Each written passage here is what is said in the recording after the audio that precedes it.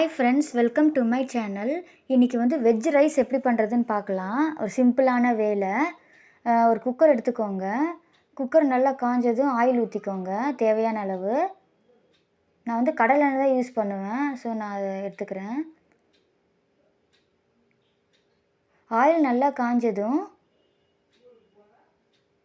வெங்காயம் போட்டுக்கலாம். நான் ஒரு 2 வெங்காயம் கட் பண்ணி வச்சுருக்கேன். ஒரு 4 பச்சை மிளகா, 4 to 5 பச்சை மிளகா போட்டுக்கிறேன். நாங்கள் காரம் ஜாஸ்தி சாப்பிடுவோங்கிறனால 4, 5 பச்சை மிளகா போட்டிருக்கேன்.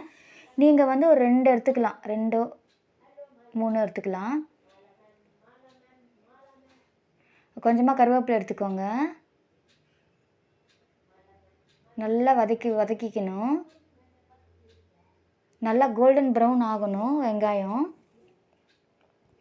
பாருங்கள், கோல்டன் ப்ரௌன் ஆயிடுச்சு. இதுக்கப்புறம் நீங்கள் பார்த்தீங்கன்னா ஒரு 2 டீஸ்பூன் அளவுக்கு இஞ்சி பூண்டு பேஸ்ட் போட்டுக்கலாம். இஞ்சி பூண்டு பேஸ்ட் போட்டு நல்லா வதக்கிக்கணும். அடிப்பிடிக்காத அளவுக்கு வதக்கிக்கோங்க. நல்லா வதக்கிக்கோங்க. நல்லா வதக்கிட்டு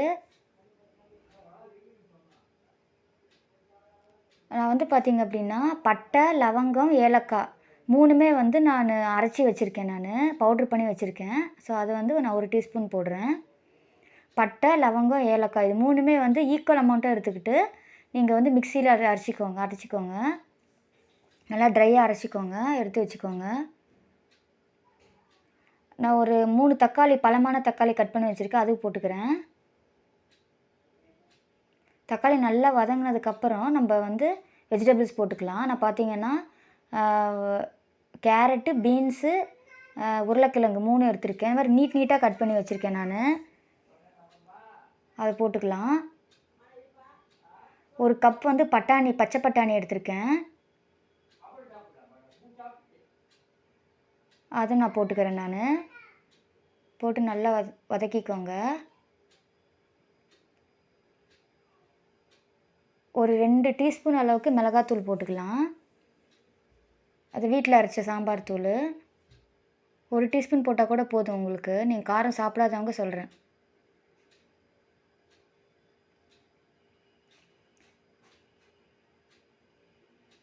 பார்த்தீங்கன்னா தேவையான அளவு உப்பு போட்டுக்கோங்க. போட்டு நல்லா வதக்கிக்கலாம். நல்லா வதக்கிக்கோங்க உப்பு போட்டு. நல்லா வதக்கிட்டு தயிர் இருக்கு இல்லையா, அது ஒரு 2 டீஸ்பூன் ஊற்றிக்கலாம். தயிர் பார்த்திங்கன்னா ஒரு 2 டீஸ்பூன், 1 டீஸ்பூன் அல்ல 2 டீஸ்பூன் ஊற்றிக்கலாம். தயிர் போட்டால் கொஞ்சம் டேஸ்ட்டாக இருக்கும். நல்லா வதக்கிக்கோங்க.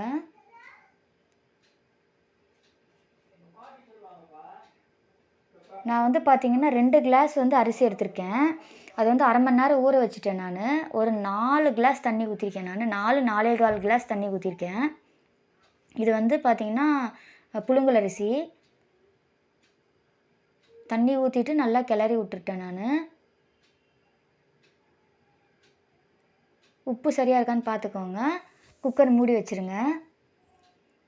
ஒரு 2 விசில் போதும், அதுக்கு மேலே விட வேணாம். அதுக்கு மேலே விட்டிங்கன்னா குழஞ்சிரும். பார்த்தீங்களா எவ்வளோ சூப்பராக வந்திருக்கு பாருங்கள். நல்லா அரிசி உடையாமல் அழகாக கிளறணும், அடியிலேருந்து கிளறணும். பாருங்கள் எவ்வளோ சூப்பராக வந்திருக்கு. குலையாமல் அரிசியெல்லாம் தனித்தனியாக இருக்குது பாருங்கள். இப்போ வெஜ் பிரியாணி ரெடி ஆகிடுச்சு.